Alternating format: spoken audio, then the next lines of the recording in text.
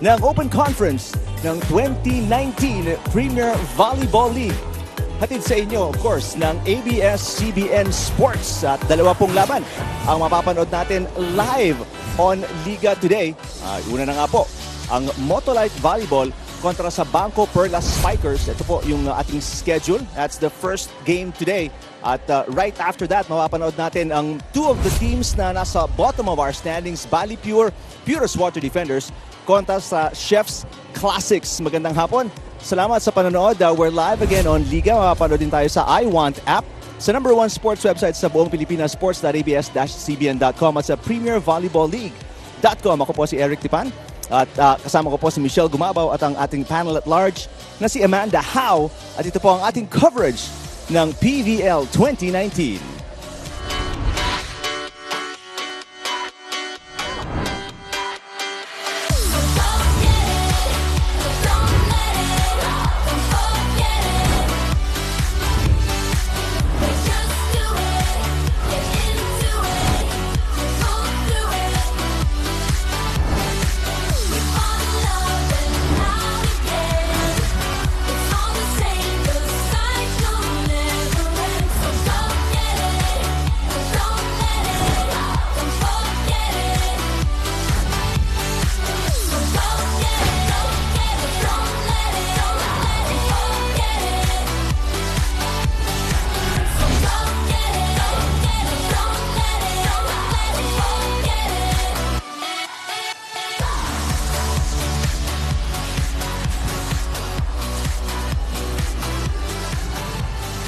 Hello and good afternoon mga kapamilya. Welcome to Day 21 of the PVL Open Conference.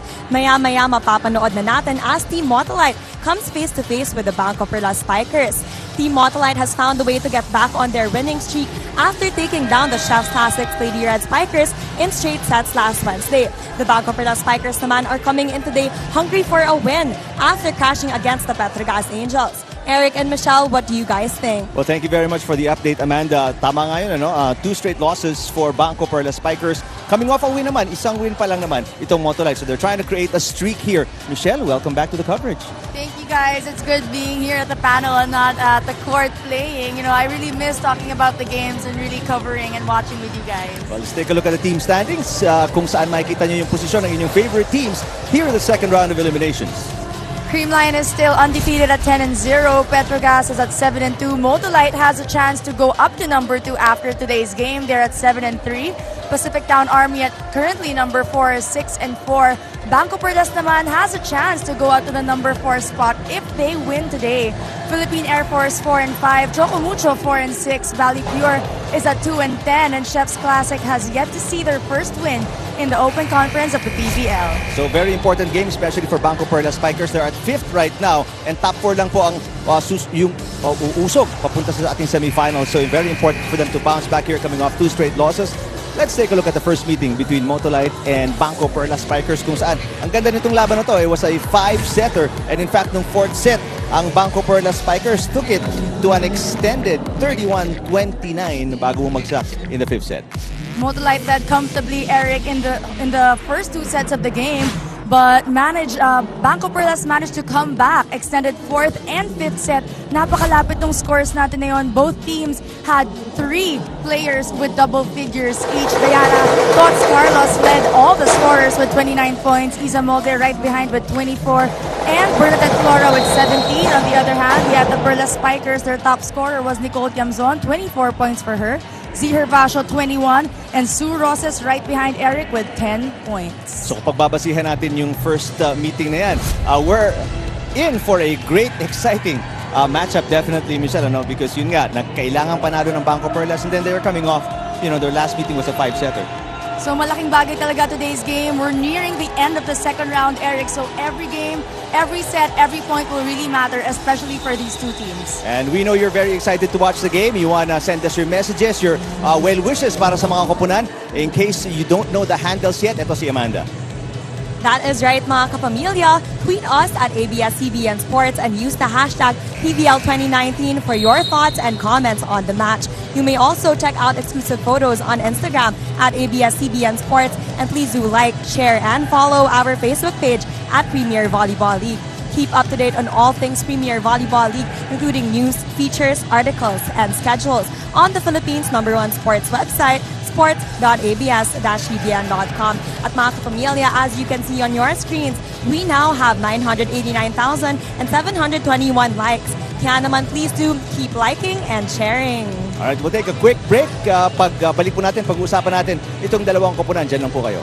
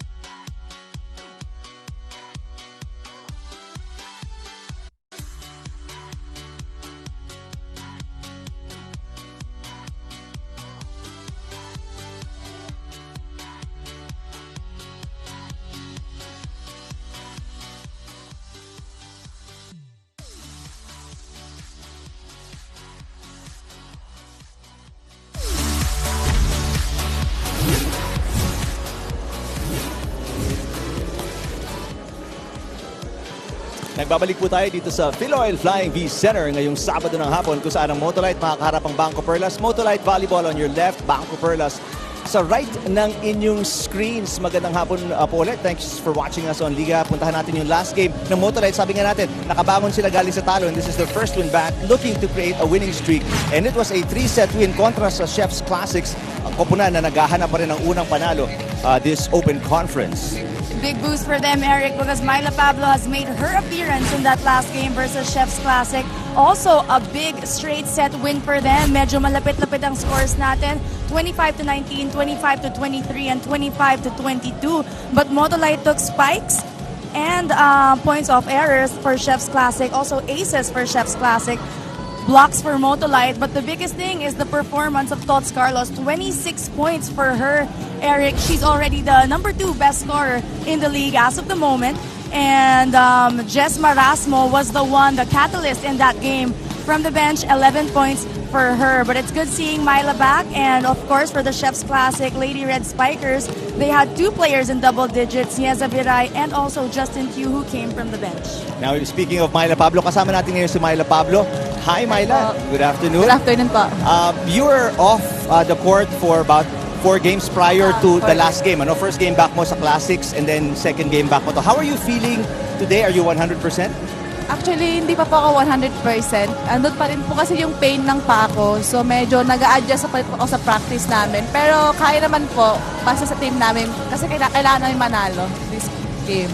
Sino ang isang taong pinagpasahan mo ng leadership mo sa loob ng court? Dahil alam natin, sitting in the bench, somebody has to be the one to lead inside. Sino ang nakikita mo na magiging leader in today's game? Actually talaga, si Iris talaga. Si Iris kasi nakailang pro na rin siya. So, andun yung leadership niya. Kahit nilalabas siya, andun pa din yung usap niya sa amin sa labas. One last question, Myla. Are you starting today or are you coming off the bench? I think yes po. You're starting today? Yeah. All right. Well, good luck. Thank you for being with us. Okay po. Thank you po. Myla Pablo, part of the starting lineup after coming off the bench nga, sabi kanina ni Michelle, second and third sets lang naglaro si Myla Pablo. But 2 key players binanggit mo na, they were in double digits para sa Motolite in that win kontra sa Chef's Classics. 26 points for Tots Carlos. More importantly, the support coming from Jesma Ramos with 11.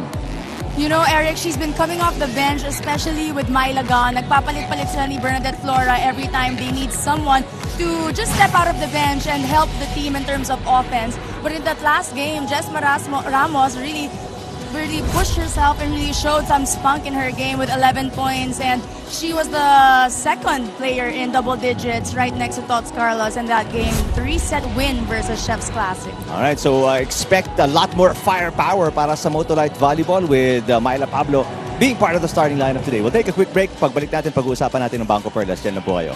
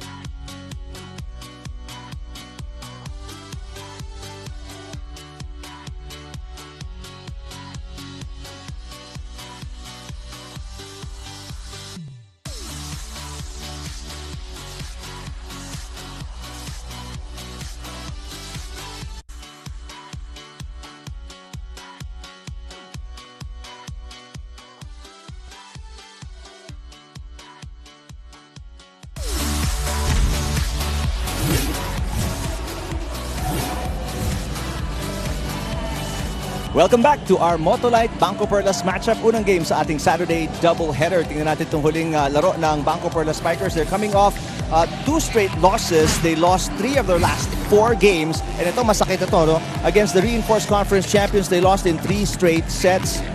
Michelle, let's take a look at some of the highlights here. They obviously want to bounce back coming into today's game. That's what we thought. Coming from Air Force with a straight set loss, Eric, we thought that BanKo Perlas would also bounce back in that last game versus Petrogas, but they were able to make it to 3 sets, 25-18, 25-18. In that last set, Eric, akala natin mapupush nila to a 4th or 5th extended set, but it finished at 25 and 22. And the surprising thing was only Ziher Basho was the player in double figures for BanKo Perlas. And on the other hand, for the Petrogas Angels, 4 naman ang mga players nila. So you really saw a discrepancy, a big discrepancy in terms of offense. Well, to tell us more about what happened in that game, kasama natin ngayon from BanKo Perlas Spikers, Sue Roses. Sue, magandang hapon. Thank you for being with us. Well, Sue, 2 straight losses para sa BanKo Perlas. You're in 5th right now. Siyempre, nag-ahabol tayo na makapasok. Top 4 lang ang uusad sa semifinals. What's been going on in your last 2 games based on your assessment? Masyado kasi kaming nag-relax. First set pa lang, relax na kami kumilos eh. Parang hindi kami ready. Ang ganun. And sobrang, yung mga last na 3 losses namin, ang dami naming errors. So yun yung pumapatay sa amin lagi. Ano naman training, Sue, ang pinagawa ni Coach Apichat? Anong mga pagbabago ang nangyari sa ensayo para naman today's game malabas yung talagang consistent game ng BanKo Perlas Spikers? Ayun, sa training namin, nag-concentrate kami sa receives namin.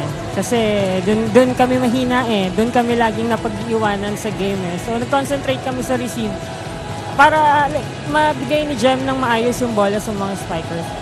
What's your biggest challenge here? Because the last meeting ninyo was a 5-setter. What's the biggest challenge for you guys against Motolite?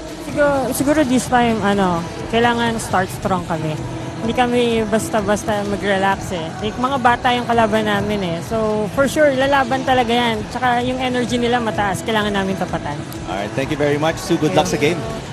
Well, nabanggit mo nga kanina, Michelle, si Ziher Basho lang, only player in double digits with 13 points. All-around game though from Ella De Jesus. She had 5 points, but more than that, because she was a former libero, ang ganda rin yung depensa niya, nakatulong yan sa receive, which is one of their issues, sabi nga ni Sue. She mentioned a while ago, Eric, when receive is good, your setter will be able to distribute, and yun ang nahirapan sila, na walan sila ng offense, and it's safe to say na nanggaling talaga sa floor defense sila. So it's always good to have another libero in the likes of Ella De Jesus, who had 5 digs. 8 digs, 5 points, and 12 receptions for her in that last game. So it's going to be big for BanKo Perlas Spikers today to receive and get more players involved sa kanilang opensa to get their game going and break that 2-game losing streak and finally get on the winning track today. Kung gusto niyo po mag-text, mag-send ng message, you can just tag us at ABS-CBN Sports on Instagram and Twitter. Ang ating pong hashtag, of course, is PVL2019. And please like, follow, and share at Premier Volleyball League on Facebook para maka-1 million tayo. Kasi balita ko may prize daw. Yung 1 millionth na magla-like on Facebook. We'll tell you more about that in just a little bit. Ang ating DJ ngayon, DJ Louie, will be playing the music inside the Philoid Flying V Center dito sa San Juan. Susunod na po ang Perlas Spikers at Motolite Volleyball. First game of your Saturday doubleheader dito lang sa Liga.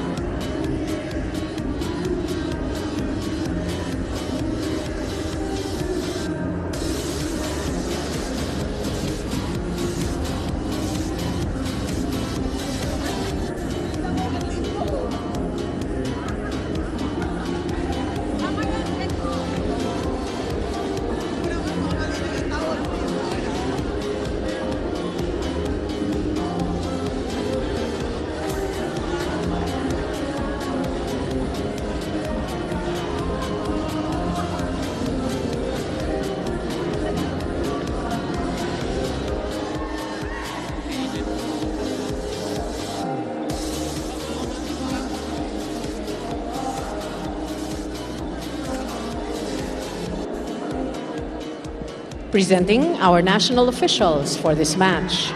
First referee, Mr. James Oliver Mora. Second referee, Mr. Mark Anthony Santos. Let's call on our starting lineup from our Motolite volleyball team. Team captain is number 1, Iris Janelle Tolenada. At number 3, Maristela Jen Layo. Wearing jersey number 8, Myla Pablo. At number 9, Jesma Clarice Ramos. Wearing jersey number 10, Maria Lina Isabel Molde. And number 18, Diana May Carlos. Liberos are number 12, Maria Riel Estraniero. And number 14, Tony Rose Ponce. Head coach, Mr. Godfrey Okumu. Presenting our BanKo Perlas Spikers.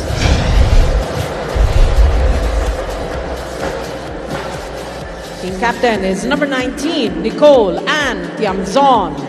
At number 3, Suzanne Roses. Wearing jersey number 6, Angeline Marie Herbacio. At number 8, Jarella Marie De Jesus.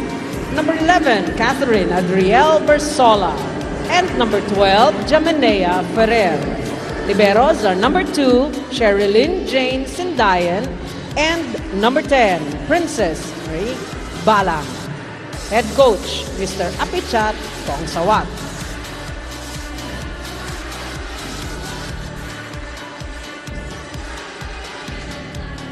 This is the Natin yung second starting round. lineup.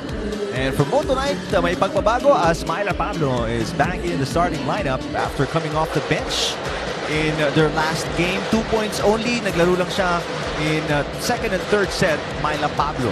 And for BanKo Perlas Spikers, it's the same starting lineup for Coach Apichat Kong Sawat. And again, only one player in double digits para sa kupunan na to in their last loss.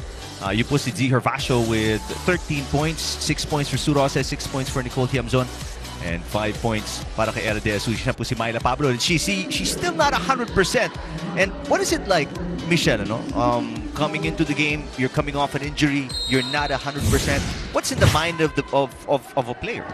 Of course, first, Eric, you're gonna think about the pressure. Being the captain ball, you need to come back and help your team, especially Myla Pablo is one of the franchise players of Motolite. And you really have to see that she's been putting a lot of effort to come back. Last game, even though she didn't start the first set, she went in second and third set. She had a couple of points in. So it's very important for her teammates to just put their trust in her and help her get back as well. Well, how do you as a player, because yun nga, nabanggit mo, gusto mong tumulong, excited ka, but how do you not overdo it para naman hindi mo mapalala yung injury mo kasi nga hindi pa siya 100%? You have people for that in training. You have a PT, you have coaches who help you with recovery, with strengthening. So it really has to start in practice to be able to play a good game. You have to start in practice, follow coach, and just really have a mindset. You know, sometimes kasi hindi na masakit pero naiisip mo masakit eh. So your mind has to get in shape as well as your body. And meantime, ito si Z Hervacio coming off a 13-point performance. She's gonna need a lot of help from her teammates in order to overcome itong mas bata nga, sabi ni Sue Roses, mas batang koponan, mas excited na Motolite volleyball. There's a block on Layug by Bersola. Pablo, wala pang explosiveness. She was blocked there at the net. Jem Ferrer. Z Hervacio gets it through the double lady block. We always say her name, Eric. Z Hervacio has been one of the consistent spikers of BanKo Perlas, and we've been saying this ever since their game versus Air Force, which they lost in 3 sets. They need someone else to step up aside from Z. So either Nicole Tiamzon, Bersola is also there, and Sue Roses can also be the one. So if they all get together, you'll see a different Perlas spikers in terms of offense. And right now at 6 and 5 in the standings, they cannot afford na matalo dito because babagsak sila lalo. They're gonna go further down in the standings, and like what we mentioned kanina nga lang sa simula ng ating coverage, only the top 4 move forward as Pablo will score on the cross court. You see in her form right now, not that much explosiveness yet, but she can jump, and you see her vertical leap. And the smart of the technique of Myla Pablo is still there. So, you know, as long as she trusts herself, Eric, I'm sure that she can get by in today's game, especially with that early point from her. Maristela Layug, serving para sa Motolite. Good receive by Palang. There is a triple block against Nicole Tiamzon. Ganun karespetado ang opensa ni Nicole Tiamzon. Tolenada will set it up. Oh, nice delivery. One-handed receive from Jem Ferrer. Here comes Tiamzon again. Block. The back set.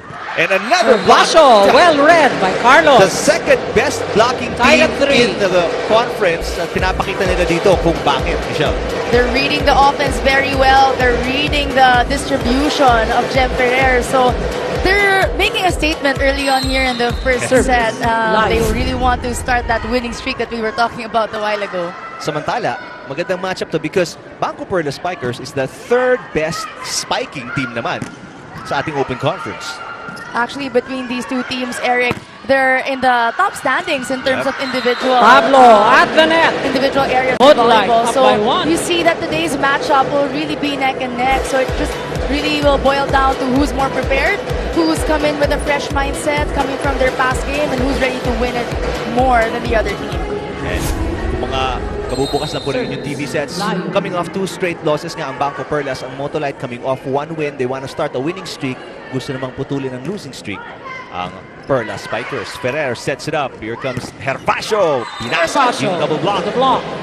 We're tied at 4. Breaking through that block, so much power with Z Herbacio when she gets that elevation up and the set that she wants.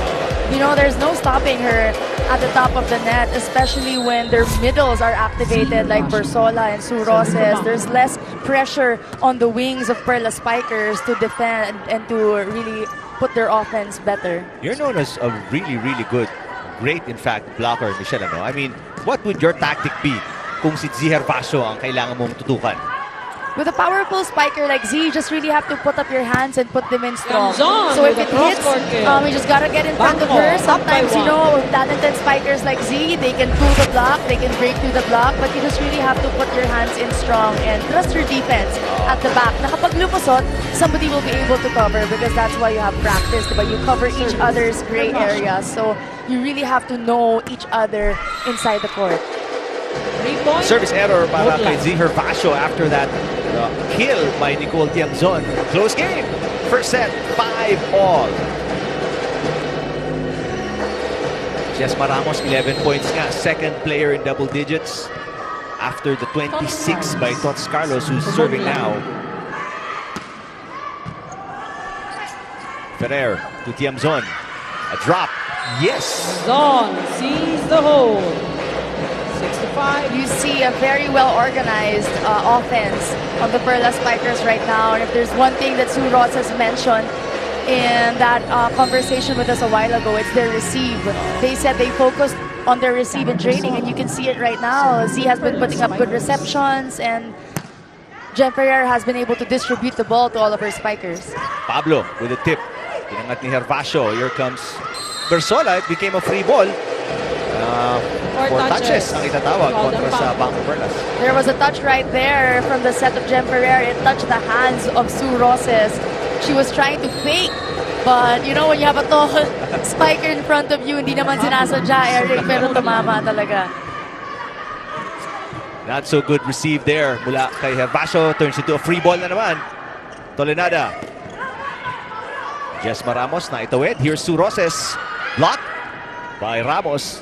Back row attack into the net para kay Z Herbacio. 7, serving 6. Another great block there for Ramos right in the front row. Also with Iris Tolenada up there.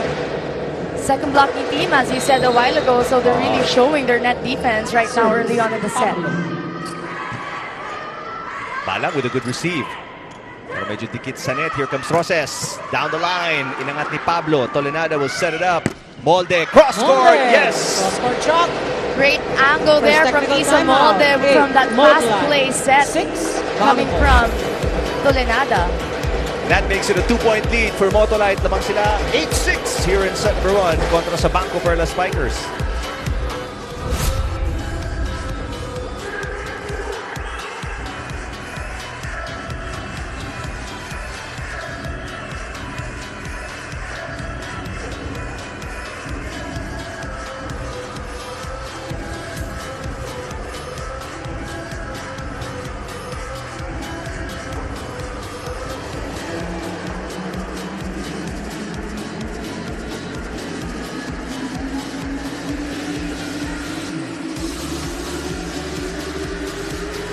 nagbabalik po tayo sa Pinoy Flying V Center. Bright Akweti watching the games. UP Fighting Maroons, of course, bukas a big game for them. A rematch with Ateneo. Quick look at the last finals ng UAAP. So he's relaxing by watching volleyball games, Michelle. You know, honestly, Eric, watching volleyball doesn't get me relaxed. It's so intense watching volleyball. I always say that watching it's more intense versus playing. You know, I'd rather play. You're more relaxed. You know what's happening. You can control the situation. When you're watching, it's like, I don't know. Sometimes it's just so. It was a big anxiety for me first covering games, and I really had to get used to it. Why? So you prefer hanging out with us? In the game than hanging out with us. That's what you're saying. Before. But now, you know, I gotten used to it, even though I'm watching players that I used to play with or am playing against right now. So it's fun now watching and really dissecting the game. Puntahan naman natin courtside si Amanda Howe. Eric and Michelle, coming back from an injury, Team Motolite's open spiker na si Myla Pablo reveals to me that she was actually not supposed to be in their previous game against the Chef's Classic and Spikers last Wednesday. However, she and the coaches knew that this was a crucial game and they must do everything to get past the Chef's Classic. Without a doubt, she was nervous and it was not easy given that she would normally draw strength from her left foot. But the last thing that she wanted was to let her team down after being absent in 4 games, which is why she did not let her fears get to her and tried her best to give it her all as much as she could. Back to you, Eric and Michelle. Thank you, Amanda. Goes to show you in desire ng mga players kahit may nararamdaman ka. Like what you were saying, you want to be there with your team to help your team. It's very hard watching from the sidelines, knowing that you can't contribute even in practice, especially in the game. So we don't really, that's what we don't want, as spectators, even as opponents of some players. You don't want to see anybody get injured, especially during season. Well, we're happy. Everyone's happy for sure, including the fans. Myla Pablo is back. There was an ace by Jespa Ramos. Kaya Motolite, all of a sudden, now they lead by 4. Only we're leading by 2, 8-6. At the technical timeout, this has been a 3-1 run para sa Motolite. Reception, naging issue so far. Nakikita natin dito, Michelle, in the last few plays para sa BanKo Perlas. What a receive there. And a block by Roses, but good coverage para sa Motolite. Off-speed mula kay Isa Molde. De Jesus. Outside, off the block point, BanKo Perlas. Way to stop that run. They changed Riveros and Diane is now in. A lot of aces from Motolite in that run. So talagang nakita natin yung kakulungan sa pag-receive and they need that to be able to activate all their spikers in the front row. As a team, how do you fix, like especially in-game situations, how do you fix reception in yung pag-receive that? Sometimes you just really have to let someone step up in replacement of you if you're having a hard time. Because sometimes it depends on the rotation, it depends on the server. So if like me as a player, I don't receive, so I just really encourage my teammates, and if I see someone who's having a hard time, or maybe switch first, or move here, or change the position. So it really comes from the coaching staff, the adjustment, and also from the captain inside the court. But on a personal level, if you're struggling to receive, how do you turn it around, naman? I mean, mentally in your head. You just really have to put out your hands, have strong hands out in front of you, and the confidence. It's all about the confidence. So it's about the mindset. Coming in, no matter how strong the serve is, you just really have to have that confidence, because without the first ball, it's really hard to have a second and third. That's what's great about volleyball, I mean, it's not just one touch, it's not just 2 touches. You have all 3 must come together for you to create a good offensive play. And that starts with the receive. Roses, single blocker. Tolenada, what an effort, but not good enough as BanKo Perlas scores and makes it a 1-point game. 11. We predicted in the start of the game that it's going to be a close match, Eric. Big run for Motolite there, but BanKo Perlas is now right behind them. And they take credit to their defense right now. They're really putting up all the balls that Motolite has been spiking down. That's not coming back. Isa Molde will score. 12, serving and 10. tie the game. Oh, sorry, no. Naangat pala ang kalamangan ng Motolite by 2. Look at that angle. She knew where she wanted to put the ball, and nothing the blockers could do. Captain. She's been going for that cross court. You see her, the angle of her body and also the follow through of her hand. Eric, talagang target niya yung cross court na yun, going for the blockers, using the hands right in front of her. But with so much power, it doesn't phase her when she is up there on top of the net. Another block by Motolite coming from Carlos, stopping Z Hervasio. And just like what you were saying, Michelle, na talagang, especially against somebody, a powerful spiker, ipasok mo lang yung kamay mo dun, ano? And then hope that, you know, sometimes the spiker won't be able to see the block.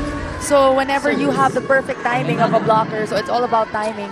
And just really going, putting her hands across. But if the spiker knows that there's a good blocker in front of her, chances are talagang iiwas na talaga sa'yo yung bola.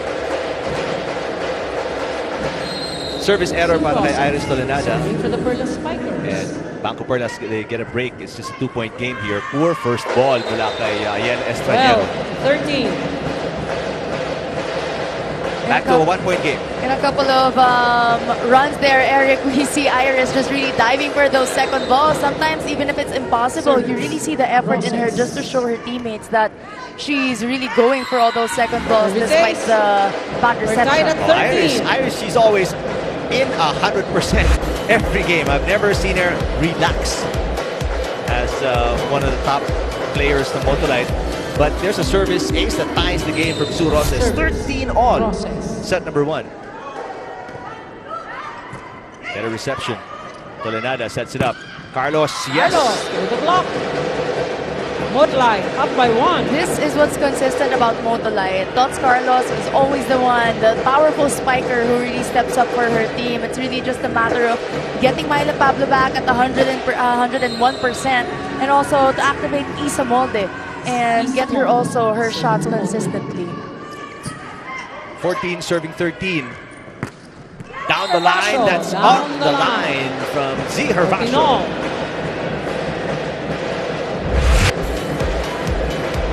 I love how this matchup, palagi nilang pag umiikot, papalo si Tots, nagbablock si Z. Pag papalo si Z, nagbablock si Tots.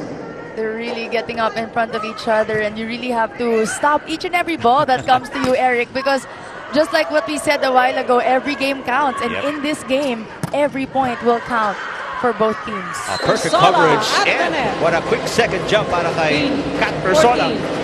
Get the kill and give BanKo Perlas the lead. 15-14. First time Perlas Spikers taste the lead. Take a look.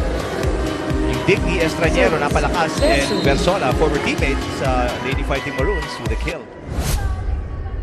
The net defense general on that side of the BanKo Perlas Spikers. She's always up there on top of the net. Very offensive blocker, Kat Versola. True. That was an overset. Napinatay ni Z Hervasio. Second technical timeout. Motolite, 16. look of confusion BanKo. on their faces. 14. Pero eto, Motolite. lamang na ng dalawa ang BanKo Perlas over Motolite. 16-14, set number 1.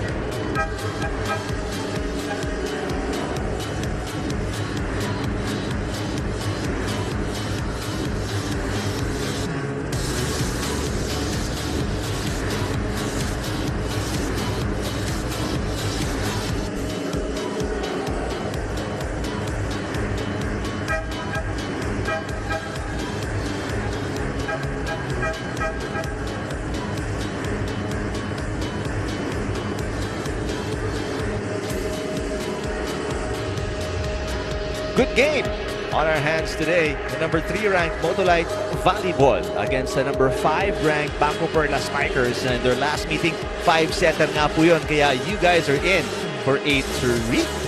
Sa ating first game pa lang, ngayong Saturday doubleheader. Ayan, punta na po kayo dito, no? If you like the action live, nasa Philoy Flying V Center lang po tayo dito sa San Juan, where some of the weekend folks have come down already. Appreciate the action sa second conference or second round of the Open Conference ng Premier Volleyball League. Already ahead by 2 ang BanKo Perlas after trailing by as many as 5 points kanina. Tiamzon, cross court, inangat ni Estraniero. Ayel with a save and gets it over. Ferrer, Tiamzon nasa gitna. Estraniero again at the right place at the right time. Hervasio, mababa. Hit the net. Little confusion there. Who's gonna be getting the second ball? If the first ball goes to the setter, like in that situation, Jem Ferrer got the first ball. Mahirap talaga kung pumunta sa open spiker because you don't know who else is gonna spike the third ball. That's why they had to put it up to Ziher Vasho, who is on the opposite side of the court. So the libero has to really step up and get that second ball, usually in the rotation. Great serve by Tempiatura, former libero ng Adamson. Vasho. There's a check At the ball hands of Tolenada. as Ziher Vasho scores 17, again. 15. Z is such an explosive Substitution. offensive BanKo. player. 12 out. 1. And you see it from her approach. She's coming so far from the net. And she really needs that space from the net to be able to get her follow through, get her hand. When she has that contact with the ball, you really see the power that she's giving each and every spike, each and every jump. Kailing in the game along with Roma Doromal para sa BanKo Perlas Spikers. Good tip Carlos by with a Tots Carlos. well-placed Way shot. down in the end. Di na nahabol ni Ella De Jesus. 17. Getting that through Ella De Jesus is quite tough. That's true. Coming from 8 digs in that last game, we always say that she's like a second libero, but Tots Carlos, second best attacker in the league, outsmarting the defense of BanKo Perlas. Serving from Motolite. 16 serving 17. Motolite down 1. Good receive. Tiamzon. Yes. Zon over the block. Gotta credit 15, Bala 16. first with half that point because of how well she received it, sending it to Jem Ferrer for the setup. BanKo. 11 out. Really good to 7. see Time. our liberos, especially the younger ones in the PBL, you know, stepping up for their team. It's a pro team, but no matter what age, no matter what year you are, studying in college or like me, graduated how many years ago, it's good to see how everybody is just playing so well and elevating the level of volleyball here in the Philippines. Pablo will score. Substitution. Make it a 1-point game. Motolite. Vern 8 out. Flora will check in for 16, Pablo. Flora. On the flip side, Carvajal Substitution. and BanKo. Ferrer will come 16 back in. Out. 6. For Carvajal Kailing in. and Doromal. 1 out. 12. Ferrer in. Former Lady Falcon, Vern Flora. Really good attacker as well. Vern Flora. Serving from Motolite. Ferrer hahabol. Ito si Tiamzon against 2 blockers. What a save by Ziher Vasho. Joust won by Net Tolenada, touch. but there's a Tolenada. net violation on Iris. 19. 17. She's trying to contest that she got all ball. We'll see that in this replay right now. Too aggressive. Upon going down, her wrists touch the tape of the net a little bit, so you really see the quickness of our referees in blowing that whistle on that last play. Sometimes players talaga, it's either di nararamdaman because of the adrenaline. You can't feel it. You actually touch the net. That was Hold it. outside Too long. from Tots Carlos. 20. Sometimes you really can't feel it because when you touch the ball, you forget that you may have also touched the net. So, you know, when players try to reverse or try to contest the call, you know, so it's really normal. It's the breaks of the game that That's right. happens. And a timeout by Motolite. Pakinggan natin. First, we are not serving. We are not receiving well. Their services are so strong for us. We have to talk about it. We have to talk on how we're going to receive. 1, 2. We get chances to execute. We are not spiking. Yeah. Let's have intention. You can still play wipeout. You can still change your movement. You don't have to run. You can go for a quick as well if it's too much. Okay? Yeah, but first, they're serving strong, so we have to think of how we should pass. Yeah, it's too fast for us. Yeah. So let's slow down. Okay? Let's slow down. Okay? Let's slow down. Let's slow down. Well, BanKo Perlas is the 8th best serving team. So they're not really at the top of the standings because there are 9 teams and pang-walo nga ang BanKo Perlas. And yet, kinakargahan nila today against Motolite. And yun nga sabi ni Coach Gadio Kumu. It's too fast for us, so we gotta talk properly on how we're gonna pass. Here's Ferrer. De Jesus. That is misreceived by Tempiatura. Hand of Tempiatura. 21, Motolite right now, 17. Eric, is not playing at their own pace. If you want to compare them to how they started out, they were much more relaxed. They knew what they were doing. They knew where they were going. And You see that although they are the number 3 receiving team now in the conference, nahihirapan talaga sila and they've been going to Isa Molde in almost all attempts Molde from that off the net, service of and in. BanKo Perlas. Speaking of Isa Molde, atake, pinasabit sa net. Unintentionally, of course, kumapang yung bola. Take a look here. 7 out. 3. Layo. In. But it's the right spot to score a point. Isa Molde, that's probably her 3rd attempt in that run to be able to stop BanKo Perlas. Jesma Ramos serving 18-21. Oh, good serve. She gets an ace. And she scores 19. Jesma Ramos was the 21. one serving a while ago wherein Motolite took the lead for like 3 points, Eric. So her serve is really crucial right now to be able to close out the lead of BanKo, which is 2. Third best serving team, third best receiving team. Sa Open Conference, ang Motolite. Could serve again. Up. There's a setting error kay Balang. Double touch. Double Golden contact. Balang. Timeout naman. Coach Apichat kung sa what. His lead is down to 1. Perlas Pakinggan natin. Spikers.ดูสแตนให้มันเซมไลน์เลยเข้าใจป่ะให้มันเซมไลน์อันเดอร์ไปฟอนต์แจมอยู่ฟอนต์ยูแคนรันนิ่งunderstand ฮะ confident yourself not think anything you have one time for side out if you side out good 4 time you win understand confident Isa agad, go. Perlas! Guys, mapagsak lang siya. Kasi pinagpakulit, hindi lalapag. They had a 4-point lead kanina, but it's all but gone now. Isa na lang ang kanilang kalamangan. A 2-point run, they had a 3-point run para sa Motolite on the serve of Jesma Ramos.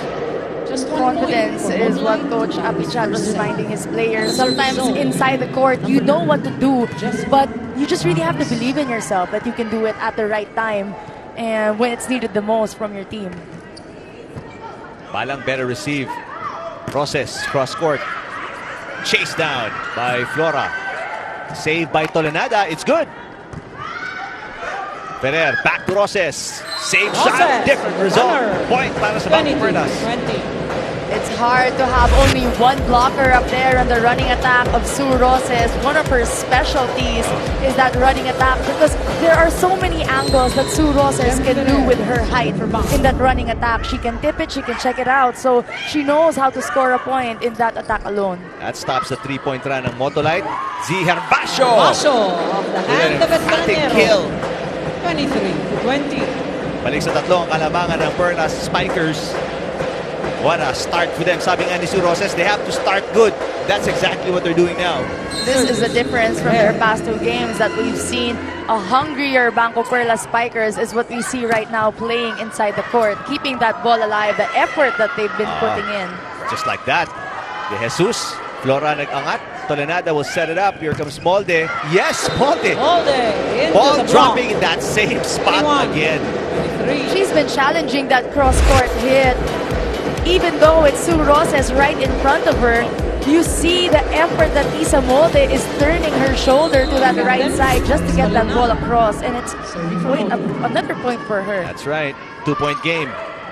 Roses, single blocker Roses, tulad nga sabi mo. down the Michelle, line. not good enough to BanKo stop now Asu at Roses set point, and it's advantage. set point para sa BanKo Perlas. Substitution, BanKo, When you 7 see out. Sue Roses 11. going up for that Person. running attack, you have to be able to get right in front of her, at least check the ball. If you're left alone, at Roses, least touch the ball to be on the able set. to slow it down for the defense behind you. Motolite needs to play perfect right now, down by 3. Kati Bersola is back in the game. Oh, that's gonna be Taquero, 4 Carlos. touches contra sa BanKo Motolite. takes set As point. BanKo Perlas 25. Spikers, they sort of come from behind. They were down by 3 points kanina, but they really had full control towards the end of set number 1, and they get the win 25-21 contra sa Motolite.